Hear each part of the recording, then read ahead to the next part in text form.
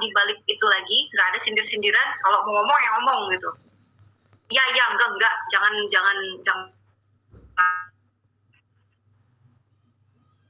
di tengah-tengah yang ujung-ujungnya enggak juga gitu. Ya itu insya Allah itu ya. Jadi saya agak kebingungan waktu itu kalau mereka bicara sesuatu yang seperti tidak, maksudnya mereka ngomong A padahal maksudnya ngomongin B. Saya tuh langsung take up literally gitu. Misalnya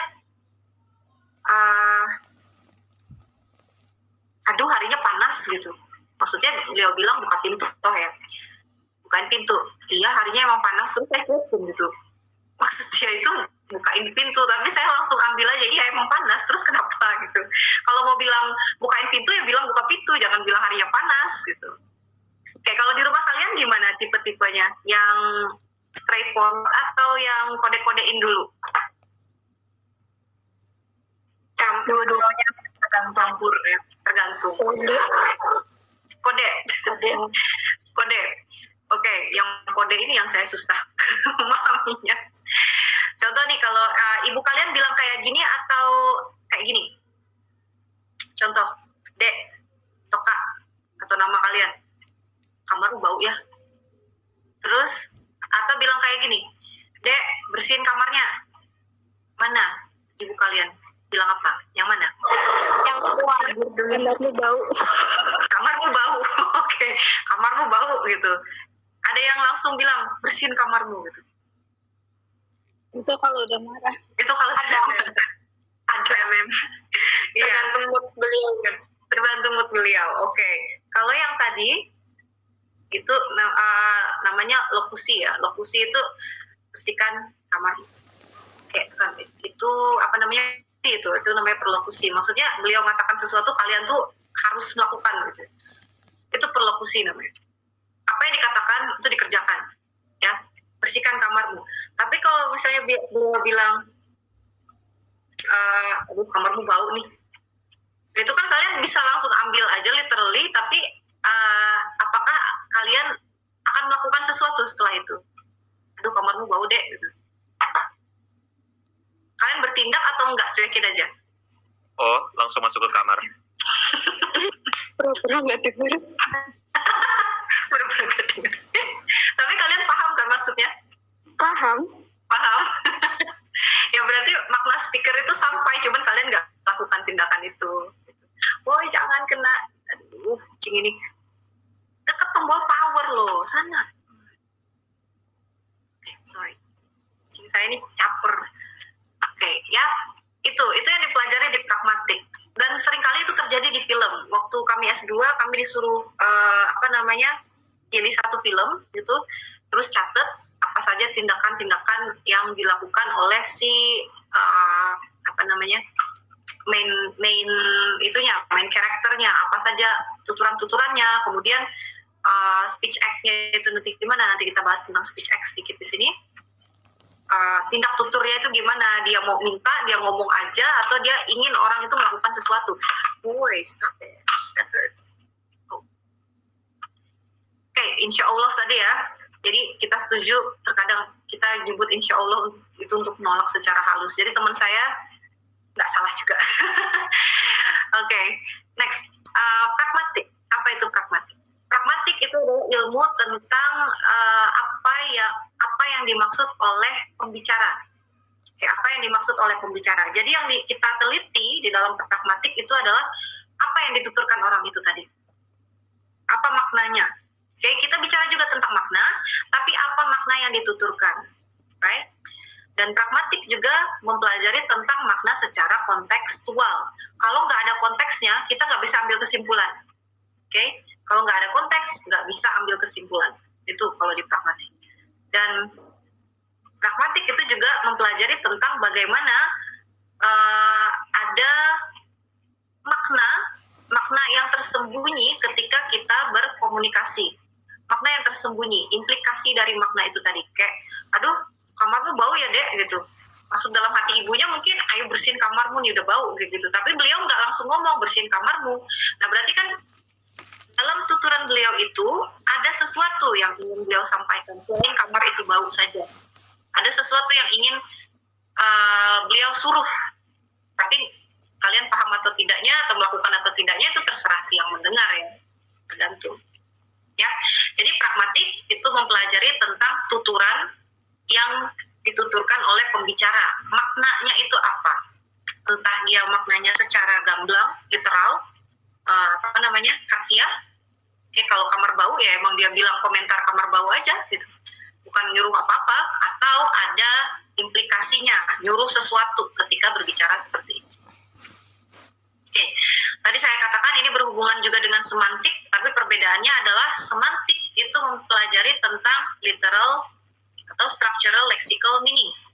Maknanya ya udah memang seperti itu, makna kamus, makna yang emang sebenarnya. Oke, itu makna sebenarnya. Tidak perlu pakai konteks, dia konteks independen. Makanya kalau kita belajar pragmatik nggak punya konteks dulu. Kalau nggak bisa kita teliti itu. Kita nggak bisa teliti, karena itu nanti ujung-ujungnya jadi semantik. Nah, kalau semantik berurusan dengan hal-hal yang apa yang dikatakan, yaitu artinya literal aja. Misalnya kata bau itu ada sesuatu yang mengeluarkan apa gitu, yang tertransmit melalui udara masuk lagi ke hidung manusia gitu. Itu semantik, dia menjelaskan makna dari sesuatu. Kata bau itu artinya bla. Nah, kalau misalnya pragmatik, bau itu kita cari makna-makna non literalnya, kita cari makna implisitnya. Oke, mama itu bilang bau, ibu bilang bau, tapi ibu ini maksudnya apa ya bilang bau ini gitu. Intended meaning, makna yang diniatkan dari si yang bicara tadi. Kamarmu bau artinya kamu harus segera bersihin gitu. Bau itu berarti harus dibersihkan. Pragmatik is context dependent. Jadi dia harus menggunakan konteks. Makanya kalau beberapa kali kalian bertanya waktu itu ya, tergantung konteks. Ada beberapa yang saya jawab itu tergantung konteks, karena dia jatuhnya maknanya itu secara pragmatik, bukan secara semantik. Tergantung konteksnya dulu. Makanya biasanya saya tanya dulu satu kalimat, konteksnya apa. Karena kalau saya jelaskan itu secara harfiah, secara itu aja, itu ujung-ujungnya jatuhnya secara semantik. Dan belum tentu apa yang sesuai dengan si speaker atau si pembicara ini maksudkan.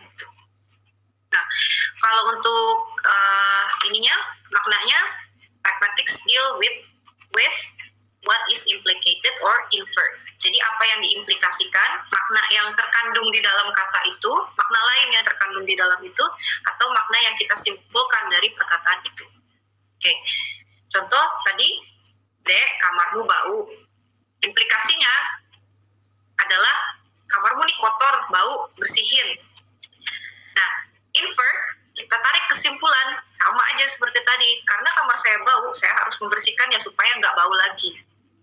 Tuh. Ya, itu yang dipelajari di pragmatik. Oleh semantik nggak kayak gitu, Dek, kamar kamu bau. Udah, ada Dek itu panggilan. Kamar itu tempat tidur. Itu tempat tempat beristirahat. Kamu itu adalah sebuah preposisi orang kedua tunggal gitu. Bau itu suatu apa gitu yang masuk ke hidung manusia dan terasa dengan sensis panca indera bla bla bla bla gitu. Itu semantik, cuma jelasin satu persatu ini loh artinya. Tapi kalau pragmatik dia menjelaskan bau nih maksudnya apa gitu, apa yang kita bisa dapatkan dari kata bau ini. Sampai situ paham? Jauh. Insya Allah. Paham ya. Ya. Oke, jadi beda. Semantik sama pragmatik itu beda. Semantik makna harfiah, pragmatik kita harus mencari implikasinya apa, kita harus menyimpulkan maknanya itu apa. Oke, ada makna di balik itu, ada udang di balik batu. Oke, next. Speech act theory. Sebenarnya kalau untuk pragmatik itu banyak teorinya ya. Ini juga salah satu apa yang menyenangkan. Aduh, jangan dipeluk tangan. Sorry, my cat. Sama-sama dikit. Oke, ada beberapa teori yang sebenarnya rame gitu untuk dibicarakan. Tapi saya ambil ini aja dulu yang gampang, yang bisa dicermati, dipahami, dicerna dalam satu kali waktu gitu ya. Karena beberapa pas saya baca, gimana ya jelasinnya, ini panjang lebar gitu tuh. Ada teori Maxim, ada teori speech act, ada teori apa lagi ya, banyak macam-macam. Kalau saya sukanya teori Maxim itu ada 4 aturan Maxim. Misalnya kayak gini, kamu dari mana gitu, kamu dari mana? Jawabannya biasanya apa? Dari rumah. Dari rumah. Oke. Itu berarti dia tidak violating Maxim. Kenapa? Kamu dari mana? Pertanyaan itu hanya nanyakan kamu dari mana, dari rumah. Tapi kalau kayak gini, ini misalnya dia telat ya, konteksnya saya kasih konteks dulu. Di kelas tuh sudah berlangsung perkuliahan. Terus dosennya nanya, kamu dari mana? Dari rumah. Mohon maaf mem, tadi saya ini dan saya bocor dan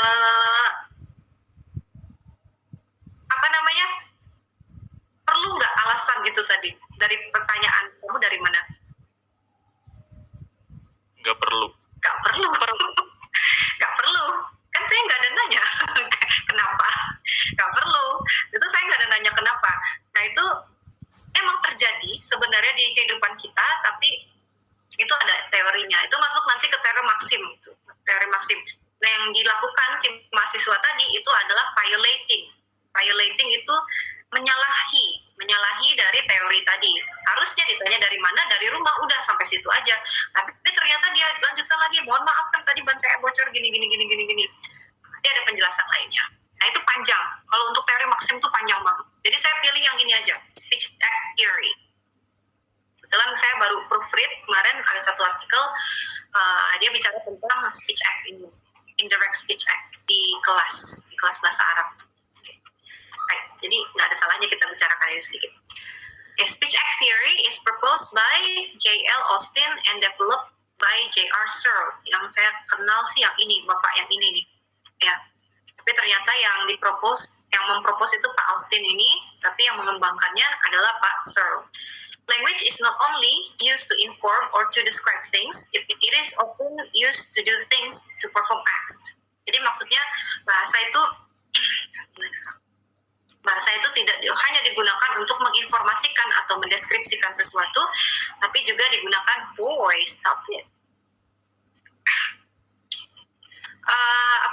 tapi juga digunakan untuk melakukan sesuatu atau melakukan tindakan. Oke? Melakukan sesuatu atau melakukan tindakan. Kita bisa nyuruh orang. Berarti kita menginginkan sesuatu, meniatkan sesuatu untuk dilakukan. Tapi tergantung orangnya melakukan atau tidak.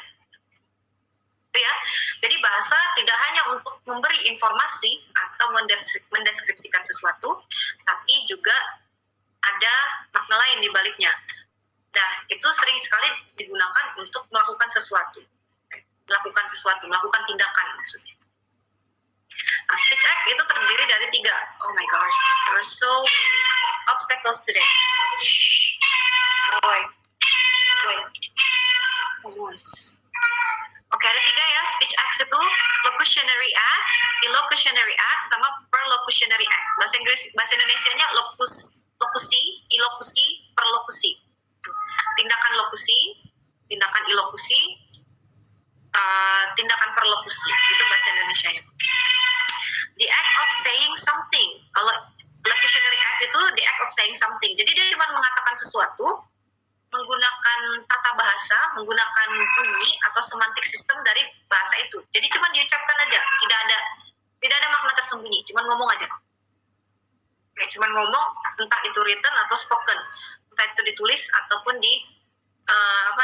diucapkan seperti ini. Nggak ada niatan apapun, cuma nyebut aja, cuma disebut aja, ya, nggak ada niatan apapun.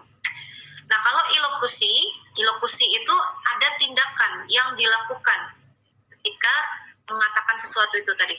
Identified by an explicit performative. Ada yang disuruh gitu. Ada yang disuruh. Illocutionary act itu sesuatu yang disuruh. Nah, kemudian perlocutionary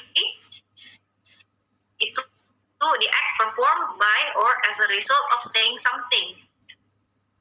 Ini speakernya ngomong, terus ada sesuatu, ada tindakan yang dilakukan. Oke, bedanya yang ini cuma harapan aja, belum sama yang dengar. Yang kalian lakukan tadi itu pura-pura nggak dengar, itu illocutionary act. Tahu, tahu tapi nggak dilakukan. Dek, ambil semprotan, beresin baju dan lain sebagainya. Nah, itu perlocutionary. Jadi ada tindakan dari orang yang diomongin ini, ya. Kalian tadi ilokusi atau perlokusi? Ilokusi. Ilokusi. Seringnya gitu ya. Ilokusi. Ya, itu dia. Oke, ini satu contoh ya. Di sini close the door. Close the door. Kalau itu cuman locutionary act, lokusi doang, close the door, close, tutup pintu. Dah, gitu aja. Gak ada maksud apa-apa, cuma mau bilang tutup pintu aja. Close the door. Gak ada nyuruh apa-apa, cuma mau bilang gitu aja. Nah, kalau yang ini, he urged me to close the door. Close the door. Ada orang bilang sama saya, tutup pintu. Dia cuma bilangin ke saya, tutup pintu. Gitu. Ini dia nggak bilang ke siapa-siapa. Ini dia bilangin ke saya. Dia berharap saya melakukan sesuatu. Tapi terserah saya melakukannya atau tidak. Oke? Ini terserah saya lakukan atau tidak. Tapi kalau ada orang bilang, close the door. Close the door. Dia menyuruh saya, membujuk saya untuk menutup pintu. Dan saya juga lakukan. Oke, dan saya juga lakukan itu. Ya. Itu yang disebut dengan perlokusi. Ada satu tuturan, kemudian tuturan itu dilakukan oleh orang yang disuruh. Nah, itu perlokusi. Oke, secara simpelnya kayak gini. Saya tadi baca-baca persis apa ya? Gimana ya? Menjelaskan secara sederhananya tuh seperti ini. Ini paling sederhana udah. Kalau kalian mau tahu lebih lanjut, silakan nanti saya berikan bukunya, PDF-nya. Kalau tertarik dengan yang ini, ya. Oke. Ada pertanyaan sejauh ini? Bisa dipahami untuk speech action? Bisa, Mem. Bisa, Mem. Bisa. Insya Allah. Ya, insya Allah bisa. Insya Allah. Saya yakin insya Allah jadi lebih bergeser ke arah yang yes ya, yang positif. Oke, sampai di sini ada pertanyaan? Ada pertanyaan? Nothing, ma'am. Nothing? Cukup jelas? Insya Allah jelas, Mem. Insya Allah jelas. Jelas, Ma'am, jelas. Oke, sebentar ya.